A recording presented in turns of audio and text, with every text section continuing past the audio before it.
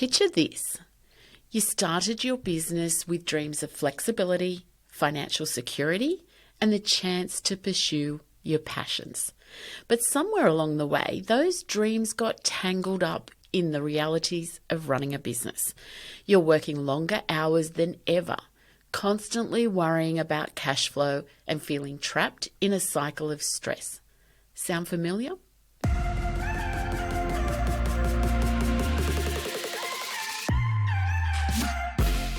Welcome to Dollars and Dreams, the podcast designed to empower you to take control of your personal and business finance. You know, the very thought of money and finance can often send chills down your spine and stir up fear of the unknown. But let's change that narrative together. Through this podcast, my goal is to not only to provide you with useful information, but also to inspire and motivate you to take action towards your own financial goals. Let's rewrite your money story together. Welcome to today's episode of Dollars and Dreams. So today's episode is about what I call the 3 freedoms of being in business. We go into our businesses thinking that we're going to have this freedom, that we can work whatever hours we want to work, freedom that we will make more money, freedom that all of a sudden all those hobbies and things that we wanted to do, we'll have time to do. But the reality is very different. We struggle. We're very good at what we do in our business, but sometimes running a business is all-consuming. So we had a passion for whatever it is that you do, but all of a sudden that passion is overtaken by the stress of collecting money, dealing with customers or consumers, trying to make sure that we have quality control on our product or service. But also we then have to look at how do we market the business? How do we grow so that we can get that freedom? Because of course, if the business does not run when you're not there, it is not a business. You have bought yourself a job. So this was the thing that I found when I first started my business. You know, I was on my own. I've shared the story many, many times now of how I really only wanted to make sure I had enough money to look after the food on the table, the bills that needed to get paid. My husband had a building construction business, but it was really only him. He would get in mates to help, but, you know, he was the builder. He was the running the business. He detested having to do all the paperwork and things like that. Luckily, he was married to an accountant, so I did all of that for him. But he still had to do the quotes. He still had to do the running around. He still had to deal with all the suppliers that, you know, may have forgotten to get the windows there on the day that he needed the windows. So I never really trusted the building construction industry. And, you know, we only have to look at the news lately to see how many builders are going broke or into insolvency to know that it's a tough gig. The building and construction industry is fraught with a lot of cost rises that you can't account for.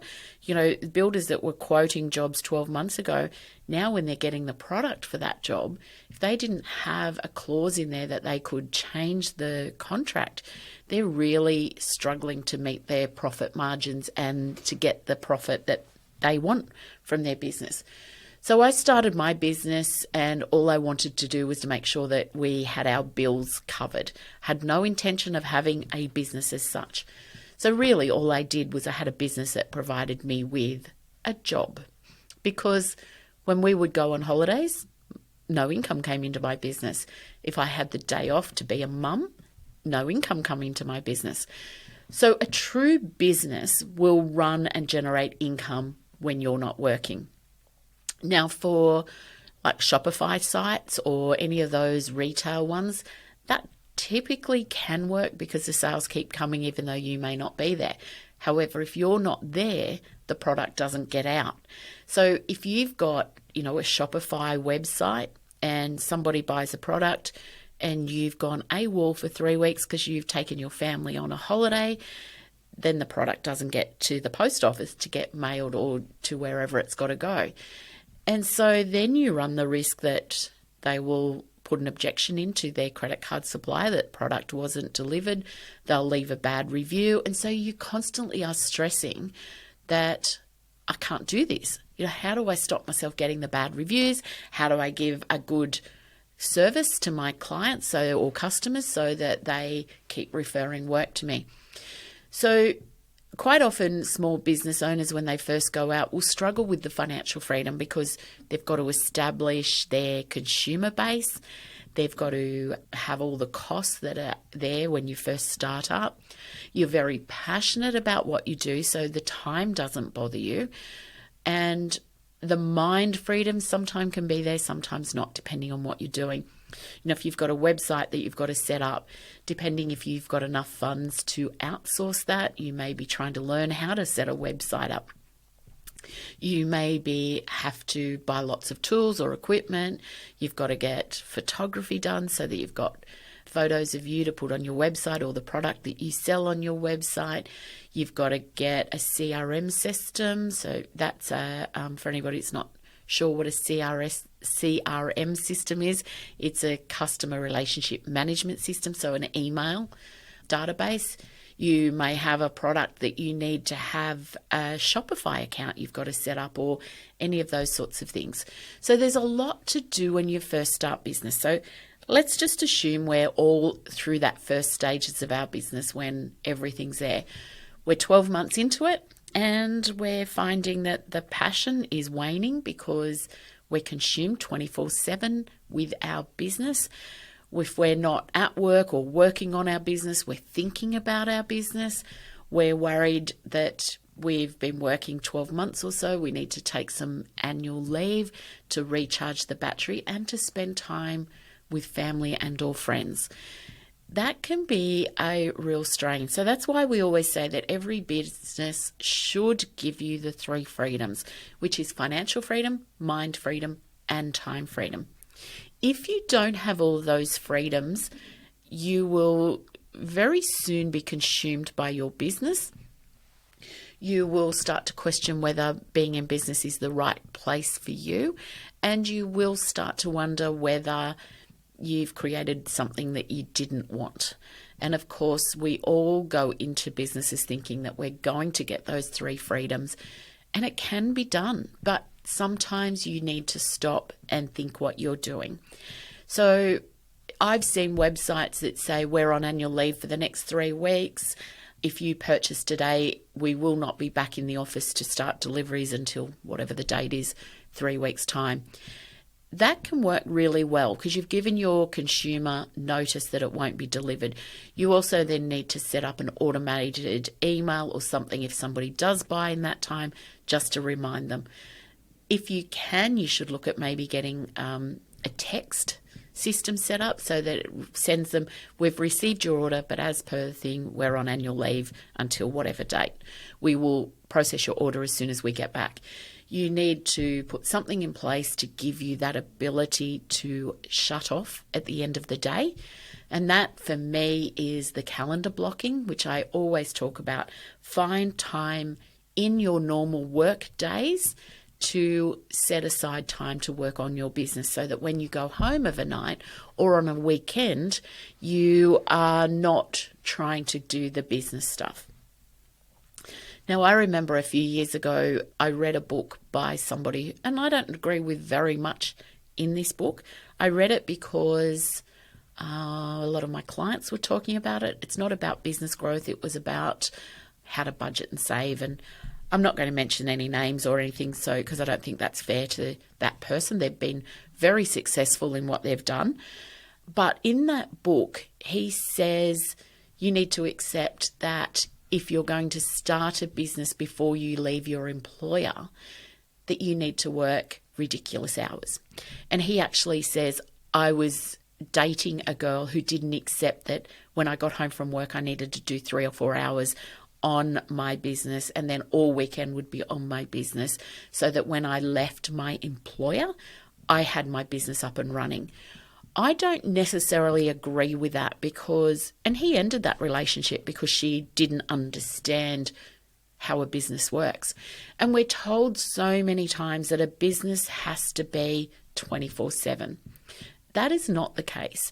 If you are working and you're stressing about your business, you're worried about cash flow, you're constantly waking up in the middle of the night, something needs to be changed. You can work more hours. I work more hours than my 8:30 to 5. I'm happy to work those extra hours because this is something that I'm really passionate about. Doing these podcasts is all done after my business hours. Writing all my courses and programs and things for inside my digital platform, jenrichardson.co, is all done after hours. But I love what I do. So for me, it's a bit of a hobby, as well as hopefully somewhere down the track it will be a great business model for me. I'm still very much in startup stage. I plan on helping 10,000 small business owners to be better at their business. And to do that, I need to dedicate the time to it. This cannot be long term though, so if my digital platforms doesn't take off or it doesn't work, I can't keep what I call flogging the dead horse. So I need to dedicate 12 months to making sure that this works. I've got great skills that I can give to small business owners like you as my listeners, but it comes at a cost to my own personal time and my finances and my mind freedom. But for now, I'm happy to do that. I certainly don't say that it will be forever. And I certainly don't say that anybody going into business needs to accept that their life is no longer just working hours. That is the ultimate goal of what we need to do in our business. So we need to focus our time. We need to look at where we're spending our time. But we also need to look at things like our pricing strategy, our cost control, our income streams that we've got for us. Because if you want financial freedom, you have to generate more money or reduce your costs, or both, ideally. So it is important to look from the outside in your business. So if you are finding yourself that you're got your businesses going, you're doing the day-to-day stuff, which is generating the revenue, but you can't switch off overnight, you're not making as much money as you made as an employee, yet you're working even more hours, or if you are constantly stressing about how you're going to pay for bills or how you're going to do all the work you've got, you need to stop. You need to look at your business from the outside in. You need to do a business plan and a marketing plan. You need to understand who your ideal customer is, so what we call our avatar, and all of those things that make your business run more efficiently, give you the control back and stop you thinking like you're constantly in this whirlwind of trying to make your business work. So financial freedom is the one that we tend to feel first.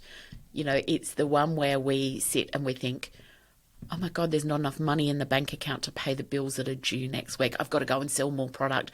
I've got to go and sell more services. I've got to chase clients to pay their bills. So it's about doing some cash flow projections. It's about looking at your forecast. And I know that this is all accounting terms and things that you have never done as an employee, but you're now a business owner. It's up to you to educate yourself so that you have this ability to do this for your business. It's about being an adult for your business. And it's about taking your business seriously so that it can give you back what you need. It's not a give situation with your business. Your business needs to give back to you as well. So your financial freedom that you're looking for initially can be difficult because you are building a business and you're trying to grow.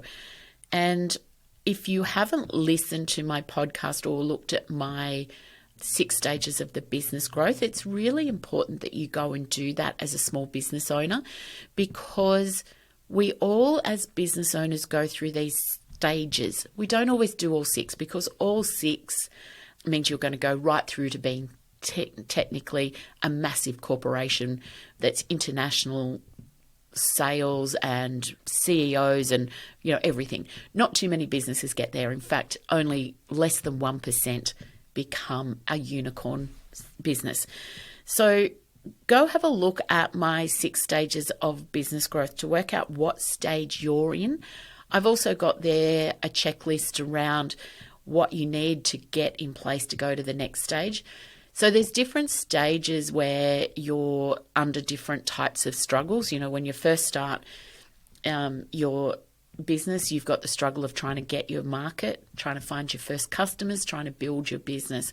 But then as you progress through the stages, you'll have stages where you have lots of income because you've got your fine-tuning going on your business well. But when you start to progress to the next stage, all of a sudden cash flow becomes an issue again. And it's an important part of remembering that when you're growing your business, you will go through these stages. And quite often we see with small business owners, they will look at that they're failing. Because when you're moving from one stage to the next stage, as I said, you've then got pressures on your cash flow because you might need to bring on more employees, you might need to buy more equipment, you might need to move to bigger premises or get premises for the first time. And so it's important to understand that cash flow is part of the process. Doesn't mean that as a business owner you shouldn't be looking at how you can lessen the impact of that cash flow shortage, and that can be doing a forward projection of your income to work out what income you've got, what your expenses are going to be. And when we work with our business clients here, we always do what we call is a bottom-up budget. Most people, when they do a budget, they'll go, I've got to get X amount of revenue. That's going to cost me so much in sales. That's going to leave me with X amount of dollars as an owner. If you do it as a bottom-up budget, so you say to yourself, this is what I want out of my business, because remember, your business is there to serve you, not the other way around. So you're telling your business, this is what I want from you. So you work out what you want from your business as an income each year. Then you will add on what your expenses are. So we look at always when business is fixed or variable. So fixed expenses are things that you incur even if you don't sell a single dollar in revenue. So rent, your admin support staff, marketing, your platforms, your electricity, your water, those sorts of things.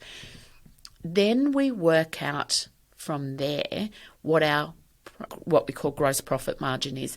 So that is what is after we have covered the costs of whatever it is we produce. So let's say you produce widgets. It's the cost of producing a widget. That gross profit margin might be, let's say, 40%. So what that means is that 40% of your sales is there to produce the widget that you're going to sell. So then we can work out how many, what we've got to get in revenue to cover the cost of our producing the product. And I know that's really complicated, but when you do working in a coaching course like the one that I have on my digital platform, jenrichardson.co, so Pathways to Profit, I'll go through and show you how to calculate that. And it is really important because then you can work out what you need in sales rather than your business telling you what it's going to have in sales. So you have to live on what's left. And that's a really important thing when you are trying to get financial freedom. And of course, once you get financial freedom, quite often you automatically then get mind freedom. And the reason that you then get mind freedom is because most people struggle with their business when it's not making money, because that is a stress factor, and it is the biggest stress factor of being in business. So once you know that you're getting the income that you want every month from your business, you can then have a little bit of mind freedom. Mind freedom then lets you think much more calmly about your business. You'll look at different strategies on how to grow your business. You'll look at different ways in a calm way to make sure your business is viable for the future. The other side of financial freedom is quite often that will then give you time freedom, because if you're meeting your monthly goal for your income, you then don't have to work all the hours that you were working. So everything hinges around financial freedom. It's not always guaranteed that with financial freedom comes time and mind freedom, but it's 90% of the way there. So achieving financial freedom in your business is the first step that we do. And that is around, as I said, looking at your marketing strategy, setting your goals for your business, looking at your business plan to work out how you or what you need to achieve. It's looking at your cash flow projections. It's looking at what we call your break-even point. So working out how you can increase your gross profit margin.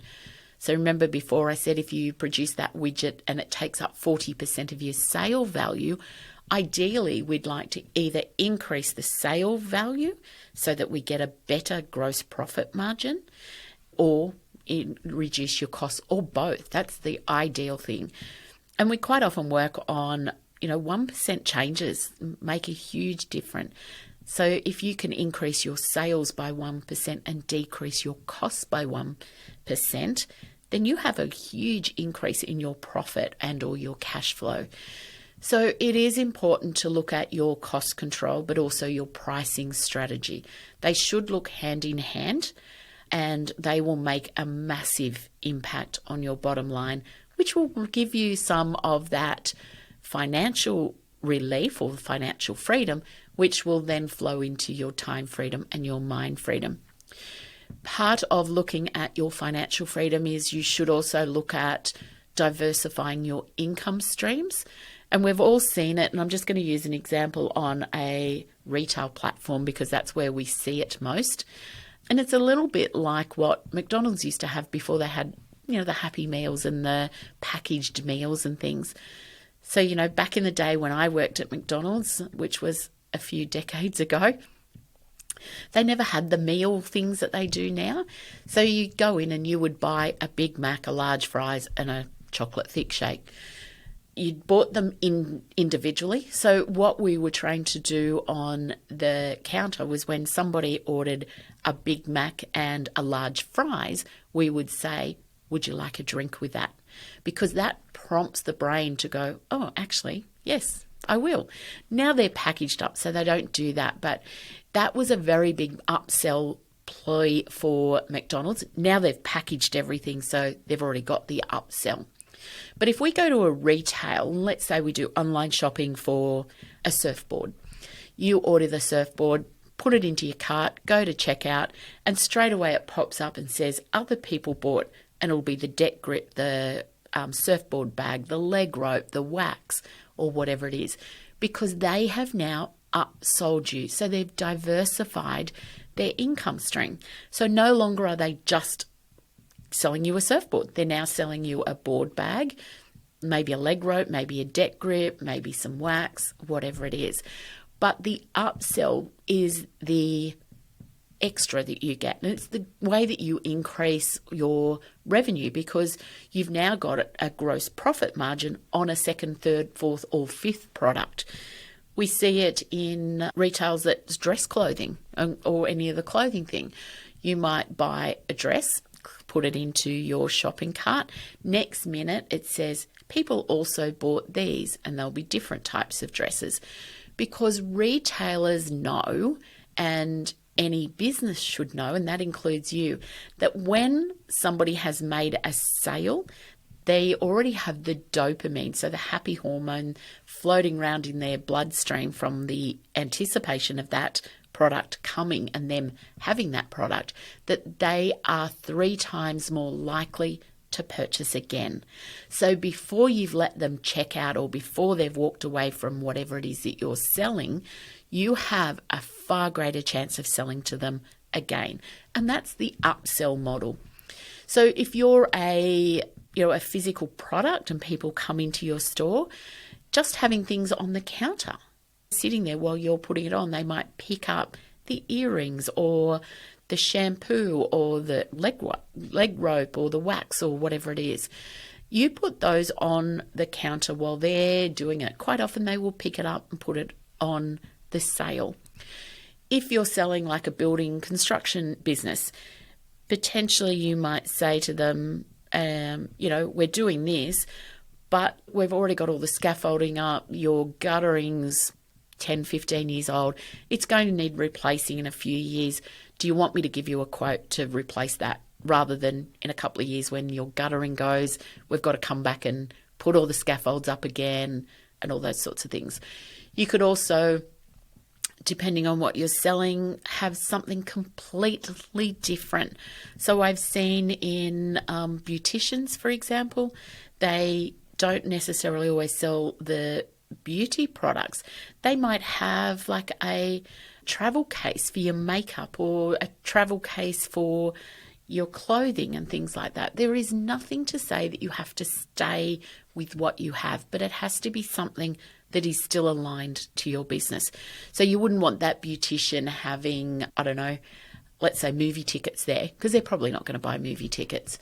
So keep in mind that the upselling or the cross-selling is a really important strategy with your business, because you have that consumer there ready to buy again before they check out. The other side that you need to do for your financial freedom is do some financial planning. And that means looking at your projections forward, looking at whether you're meeting your quarterly goals, whether you still got the same number of customers coming back, looking at your inquiries. What is your success rate in turning them into a customer?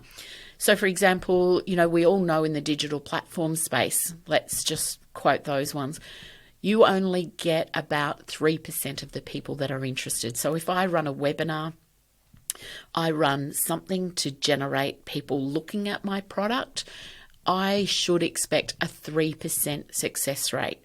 Now, if I'm only getting a 1% success rate, I need to look at why. Have I tried to bring the wrong person into my webinars to get them to do my courses? So if I've got my Pathways to Profit course, which is all around showing business owners how to be their business, how to be accountable to their business, and how to grow their business, if I get people into my webinars that aren't business owners, I have no intention of being business owners, they're actually not going to buy my product. They're not going to buy my course. They have no interest in me being their accountability partner for them to grow. So, of course, they're not going to purchase what I have to sell. So I would then need to look at, am I marketing to the wrong people? Because if I'm marketing to people who are employees and have no interest in a business, I'm never going to be able to sell what I have to sell. So the same would go for, let's say you're quoting on a building construction contract. You need to look at what your industry standard is. So if people put a quote out, and most people will get 3 quotes, I don't know why, but we're always told to get 3 quotes. If you're constantly not meeting your, it might be a 70% success rate that you normally have. And if you're not getting that 70% success rate and you're only getting 20%, you need to look at why. Is it that you haven't been able to show them that they can get their needs met? Is your pricing over the top? Have you not been able to give them enough that they are comfortable with your skill levels? So that is why you need to do some financial planning. Financial planning for your business is key to everything.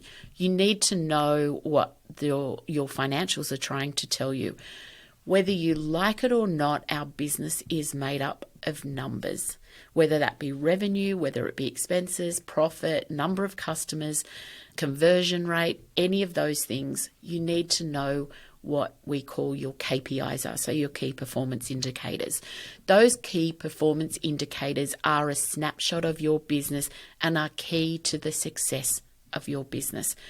So we go through all of that in Pathways to Profit, and we show you how to look at those KPIs, how to pick what are the KPIs of your industry. Every industry is different.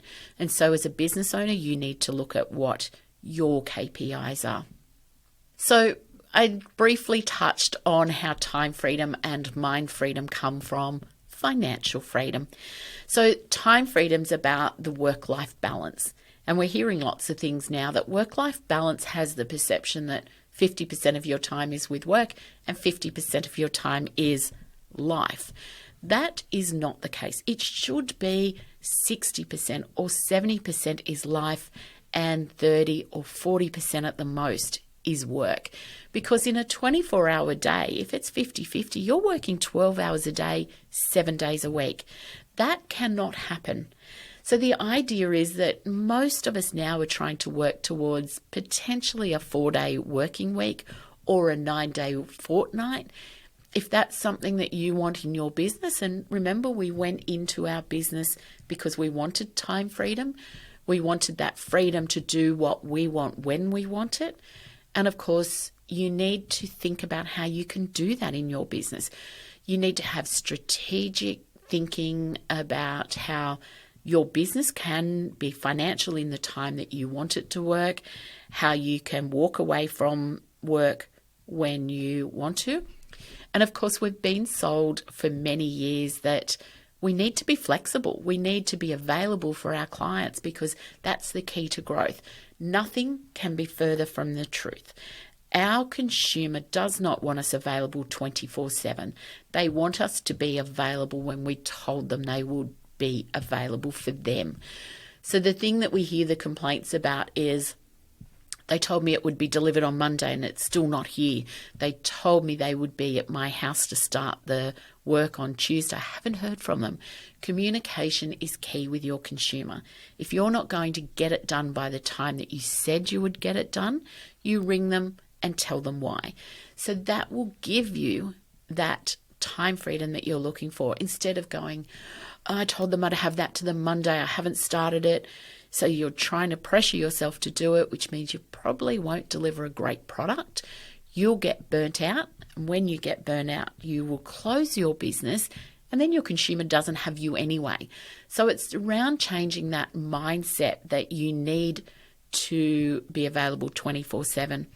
And I was looking on somebody's website the other day, and it was a mortgage broker, admittedly, different world, but I was looking at their website and I just had a look because they had a tab down the bottom that said office hours. And I thought, oh, that's interesting. I've never seen that on a mortgage broker's website. And I clicked on it and it said, my office hours are 24/7, 365.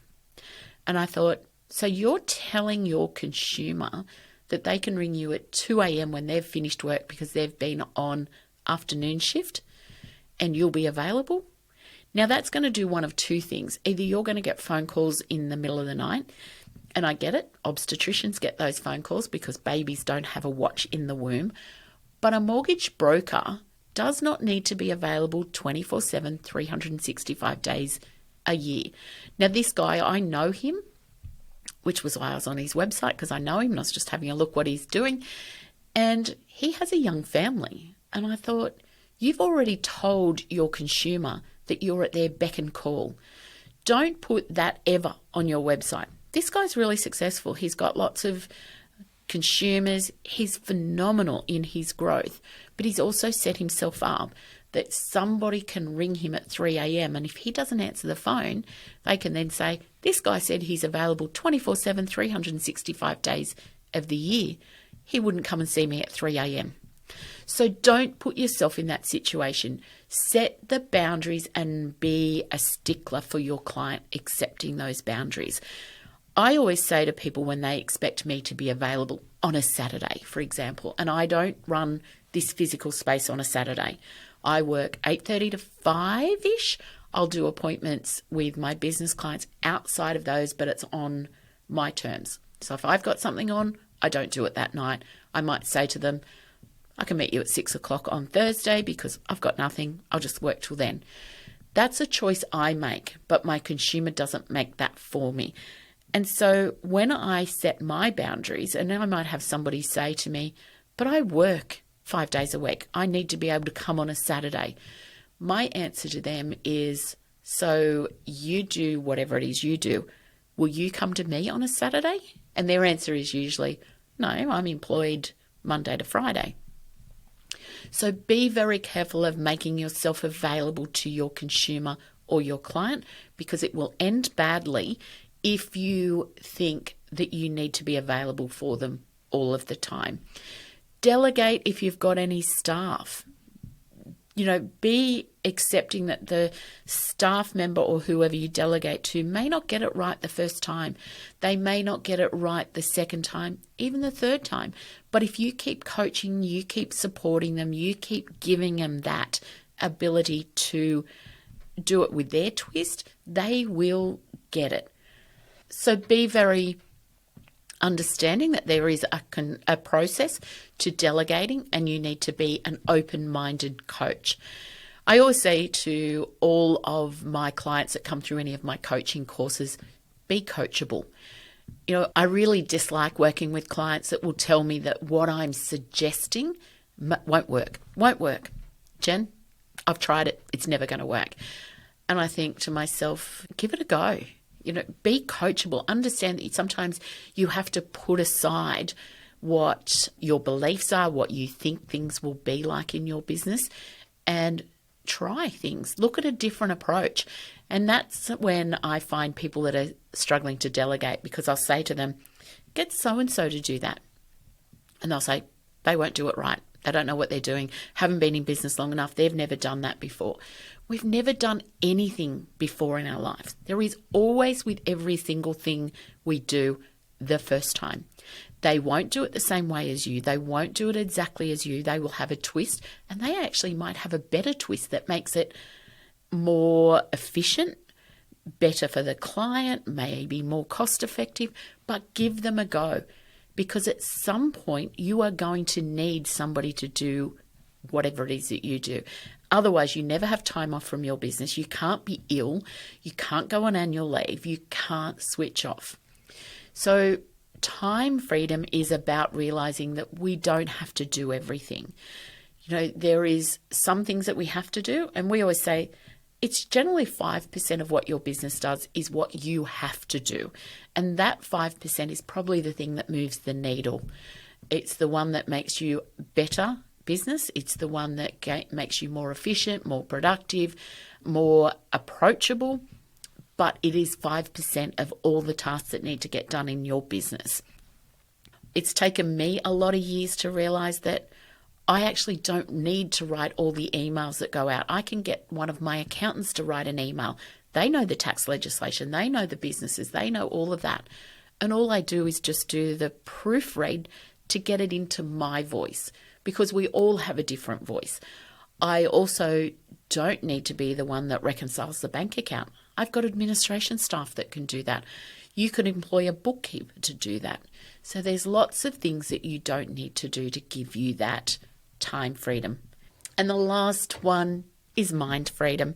Mind freedom is that being able to switch off from your business. It's the one that makes you love your business, because you can go home and go, business is done.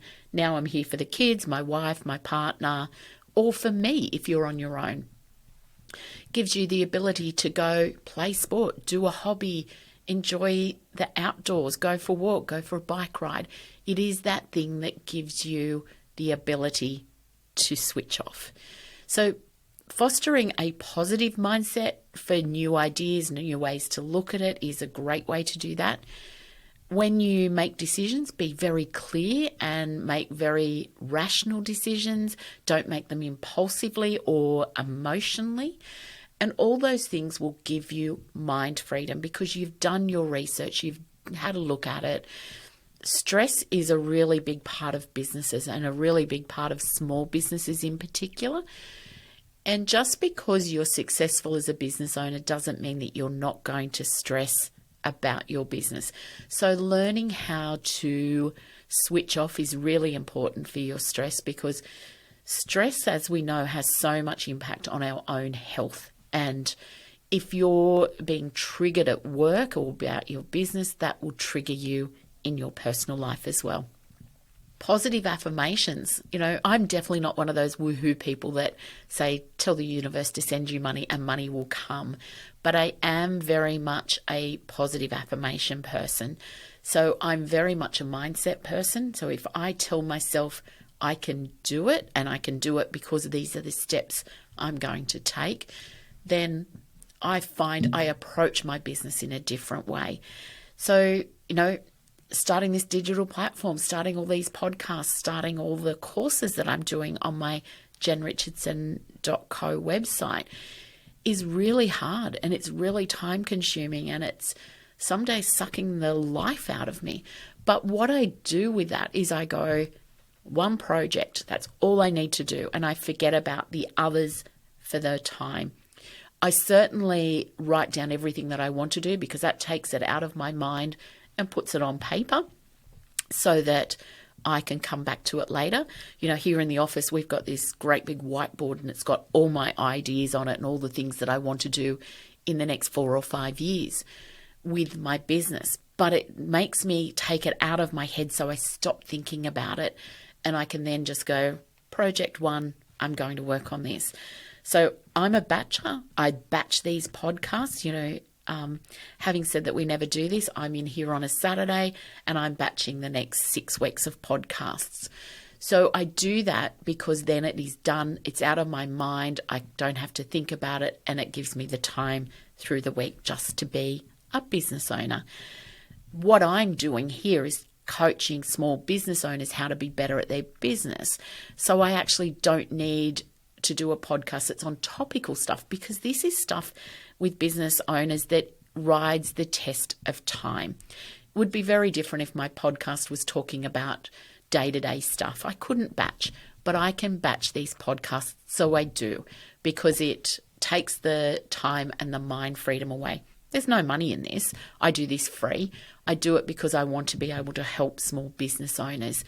So for me, this would be a drain if I was trying to fit it in to do it live on a Tuesday and live on a Thursday.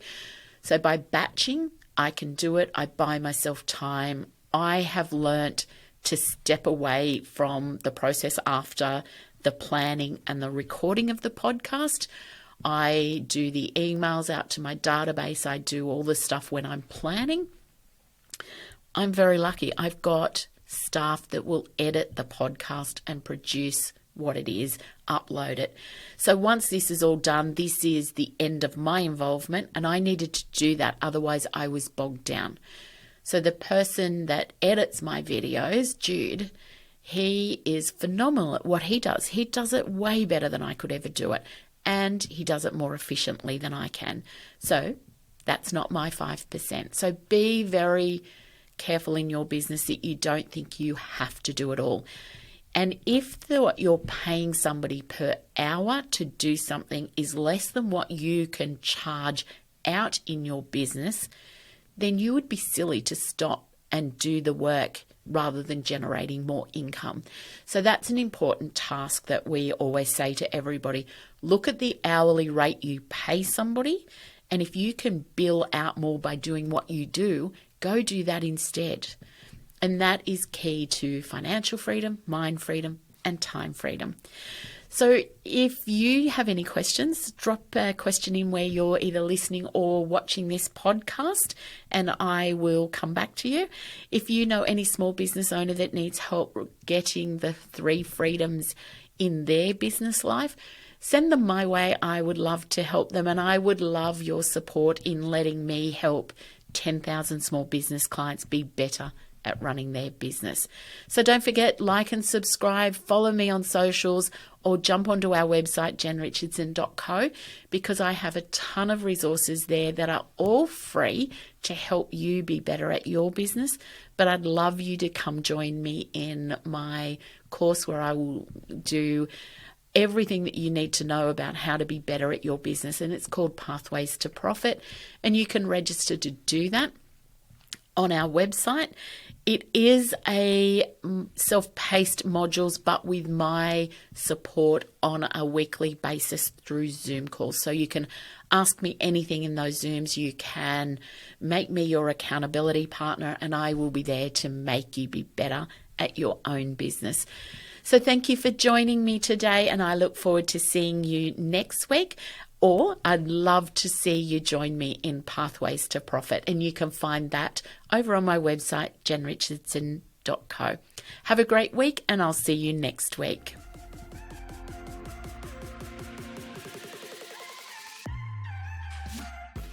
Remember, the advice shared in Dollars and Dreams is general in nature, and it does not consider your own personal circumstances. Dollars and Dreams is for educational purposes only and should not be relied upon to make investment or financial decisions. If you need more help, please reach out to a financial advisor for tailored personal advice. Don't forget to click that subscribe button so you don't miss out on future content. And please leave me a review.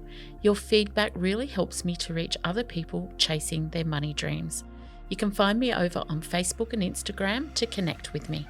You will find the link in the bio or head over to my website at jenrichardson.co where you will find free content and learning tools.